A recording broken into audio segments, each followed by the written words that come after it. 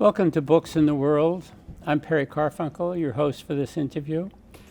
Books in the World is an interview show produced by the Cape Cod Writers Center and the Cape Media Center.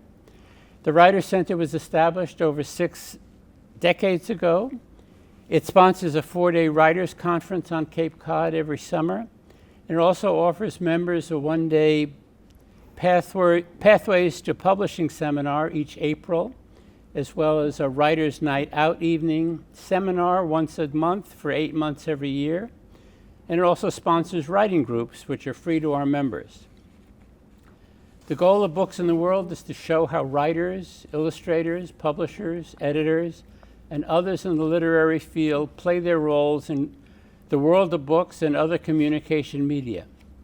This show has been broadcast continuously since 1978, making it the longest-running writer support interview show of its kind in the United States. And we thank you for watching. Our guest today is Janis R. Daly, whose most recent book is titled The Path Beneath Her Feet, but who also has another book coming out in the spring titled Under Two Flags. Welcome, Janis. Thank you, Perry. I understand that your first 2 books got triggered by your having found an ancestor who is a founder of the Women's Medical College of Pennsylvania. Yes. That was a time when medical schools around the country wouldn't admit women because they felt that they were taking a seat from a man and they'd only practice medicine until they had children. And those admissions officers, of course, were all men. Of course, of course. Well, not just taking a seat, but that they didn't have the abilities, nor did they belong in an operating room or seeing patients.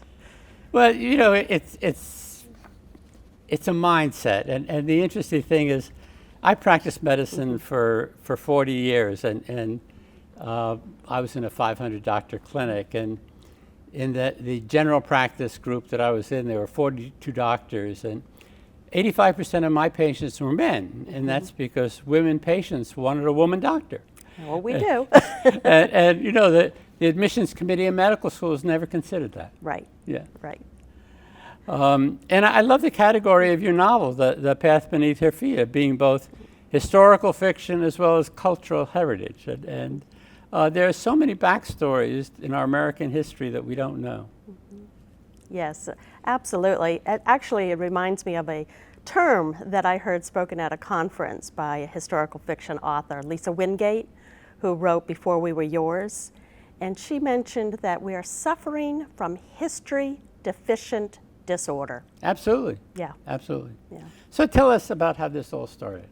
Well, The Path Beneath Her Feet is a sequel to my first book, The Unlocked Path, which was inspired when I was just doing genealogy research and learned that my great-great-grandfather in Philadelphia in 1850 was one of the founders of the first women's-only medical school. And I was just so enamored with that idea that there were women who wanted to practice medicine, and there were forward-thinking men who thought they deserved that right. And my ancestor and a few others got together and opened the doors of Women's Medical College in 1850. And I felt those women needed to be celebrated and honored for what they went through to get into the school, went through the school like anybody going through medical school, regardless of your gender, and then practicing medicine. At the time in the 1800s, less than 5% of all our doctors were women. So it was a remarkable feat, and I was happy to dive in and learn more about the graduates and the women practicing medicine at that time and celebrate them for all that they did that made these books come alive. And so talk about that first book. So the first book follows my main character wanting to go to medical school, getting in to women's medical, going through, it was only a 4-year program at that time in the 1800s, and you could go right from high school. You didn't need an undergraduate degree, which is mind-boggling, as long as you passed their entrance exam and had your high school transcript of good standing. And she, finds her way, but most importantly, at a women's college environment is supported by other women in her life. And I wanted to bring that theme through as well. I went to a women's college myself, Wheaton College at the time. I graduated with still all women. And that community of support is so important that I thought I wanted to play that up amongst the students, the graduates, as well as her family. The main character, Eliza, comes from a female-centric family of maiden aunts and her mother that she's living with. Well, that same theme went through the 1950s, 1960s, 1970s. You know, even today, you go to, students at Wellesley, students, Sure. That whole issue. Yeah. I was a graduate student at Yale when there was a whole issue about Yale merging with Vassar, and the Yale faculty said we needed a merger because Yale men needed the influence of women. Great. And it wasn't so much the justice of bringing women to Yale, it was that Yale men needed women. Good, finding that balance. It's important. Right. Absolutely. Yeah. And then Eliza moves into the second book. So then Eliza moves into the second book, and actually when I first started writing, I had no intention of writing 2 books. But I went to a conference, and that's why conferences are so important, I think, for writers, because you learn so much. And I had my manuscript done, and the span of my 90,000-word novel was going to be almost 50 years. And I was told by an agent that was stupid, particularly writing also history of the time, the first half of the 20th century. You can't do justice to that amount of history in a 350-page novel. So either go back and write a 900-page novel or split your book into 2 and set your readers up for a sequel. Right. So that's what I do with The Path Beneath Her Feet. Picks up my main character, Eliza Edwards, and now she is a little bit older, she's more mature, she's into her practice, and we're in the middle of the Depression, when she's actually faced with closing her practice because of the Depression, when so many people were losing their jobs, unemployment, and any jobs that were there were going to the men. So even in the medical field, we actually saw from employment records that there was a drop in women doctors, went down to 4% from that 5% previously. So she's faced with a lot of decisions of what's next for her, because she's not done. She's not done in her career. She wants to continue to work, and she has that calling to care that so many medical professionals do. So I set her upon some other paths in this sequel. Well, I mean, that's what we've seen in the television series Yellowstone. You know, it's really 3 historical fiction television shows. Or a television series. Right. Yeah. So we take her through the Depression, into World War II, life on the home front, because so much of historical fiction of late has been written of World War II, mostly set in Europe. But I wanted to think about what was going on in the home front that my parents and grandparents lived through. So I pulled upon, some recollections of stories from my parents and grandmother about living through World War II. Right. Yeah. What I'd like to ask you to do is to flip gears a little bit. One of the things that I found so interesting in your website is your interest in helping people engage in book clubs. And I'd be interested in what feedback you've had in how members of book clubs who've been engaged in your books have reacted to these issues that you brought up in your writing. Yeah. They must, I mean, to me, it sounds like they must be just going all over in terms of their own personal histories, their family histories. What kind of feedback have you gotten? Oh, it's been so rewarding. And I've actually joined close to 70 book clubs in the past 2.5 years, either in person or over Zoom. Both of my books also have reader discussion questions Right. as a prompt Wonderful. for those book clubs. And we talk about women's health issues then and now. What has changed, what hasn't changed, or what has reverted. We talk about women empowerment, taking control of your careers. We talk about older women, which is my main character, my mature protagonist in The Path Beneath Her Feet, and all that we're facing, that idea of a sandwich generation, caring for elders, caring for your own children or grandchildren. So there's a lot of rich discussions, and I get great feedback from the book clubs that they so appreciate that I touch upon those issues and themes. Well, that seems to be, I mean, at least to my knowledge, it seems to be one of the unique things about what you've been doing and getting involved in women's issues as a writer, of encouraging other women to engage emotionally in the issues in your books. It's a wonderful thing. Thank you. Yeah, well, that really was one of my intents, was to, dive into these women's stories, especially those that have been buried in the shadows of history. Right. That we Right. haven't heard about. Right. I had never heard that there were women's medical colleges, and there was more than one. Right. There were quite a few. Elizabeth Blackwell opened the one in New York. There was one in Boston, Chicago, one out in California, but they all closed or merged fairly early on. Is the school in Philadelphia that was the longest running, Right. all the way till 1970. Right. So, and amazing history they had. Yeah. Yeah. So I'd like to go back to this book and the protagonist there, Eliza, Yes. and her interaction that she was, in her 50s? Late 50s when When- the story opens. yes. When she gets involved with a surgeon in the Appalachians who's about 60. Yeah. And that emotional engagement, and then her having to walk away, or deciding to walk away, and that, it comes back to Frost and Two Roads in the Woods, Right. and that must come up in book clubs all the time. I mean, I think so many of us have emotional issues of if only, and Right. the choices of what might have been, and opportunities missed, and Right. all of that, and so that must have involvement in these book club discussions Oh, as well. absolutely. Actually, in the first book, so when I was writing the first book, and I was so focused on, women's history and women's empowerment,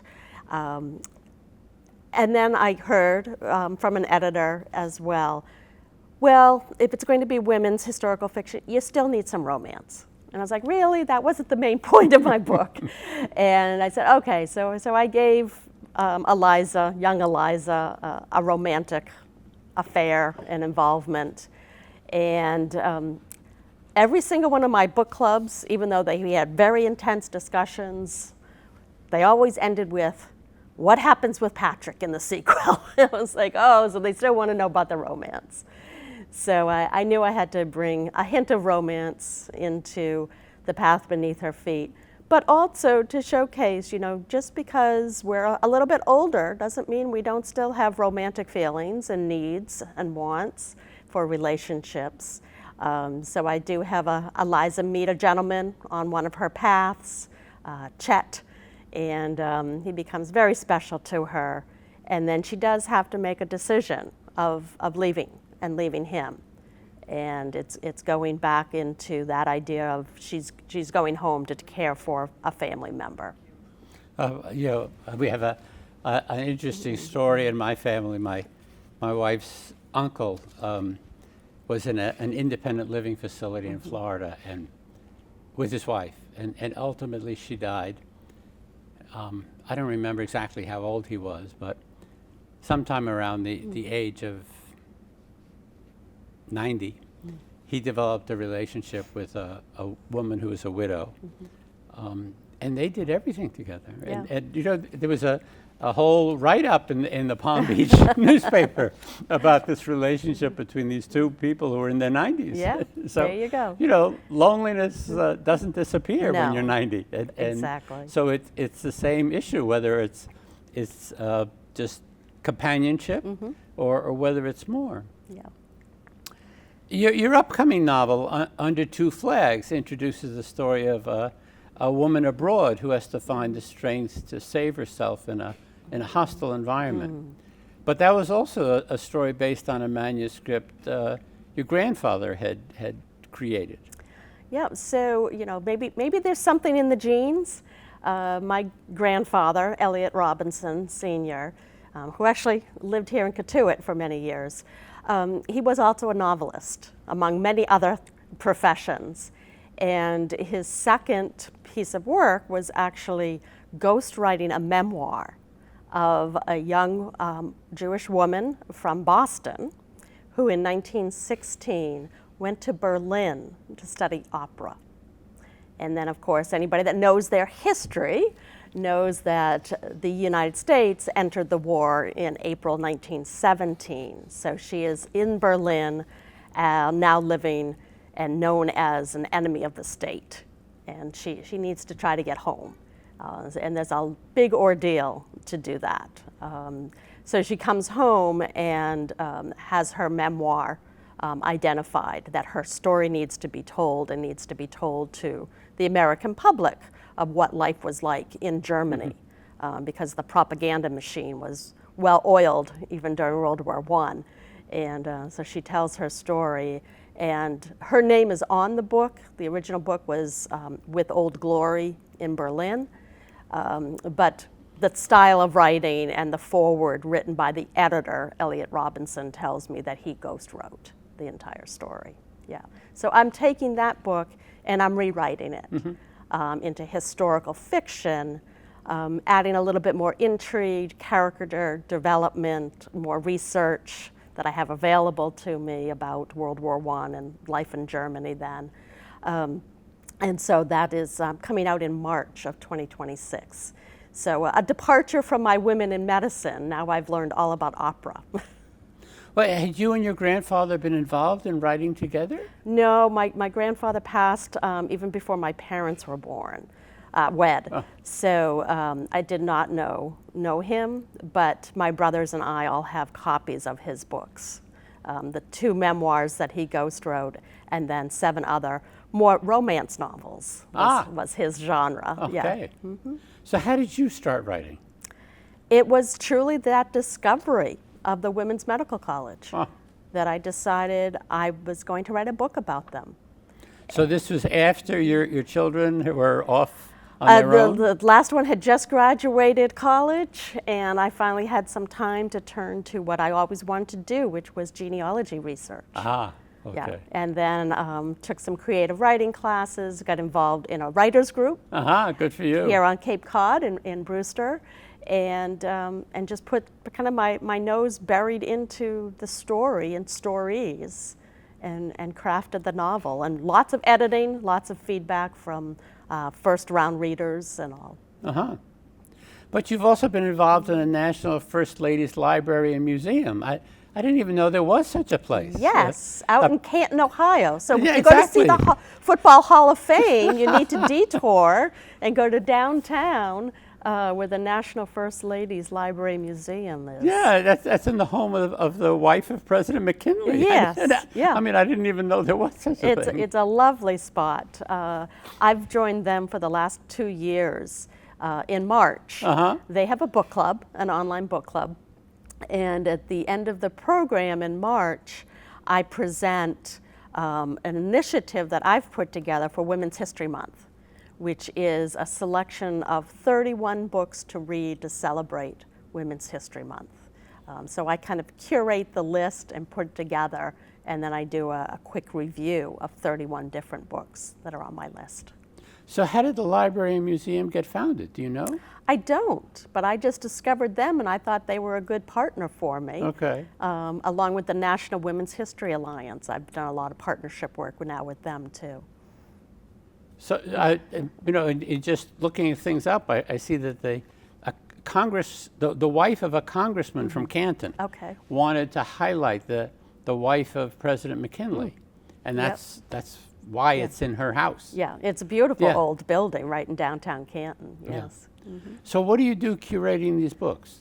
Tell us about that. So I research, I get suggestions from other readers. I'm looking for, they're mostly biographical, historical fiction. So, historical fiction reaches a broader audience than nonfiction, I think, versus biographies or autobiographies.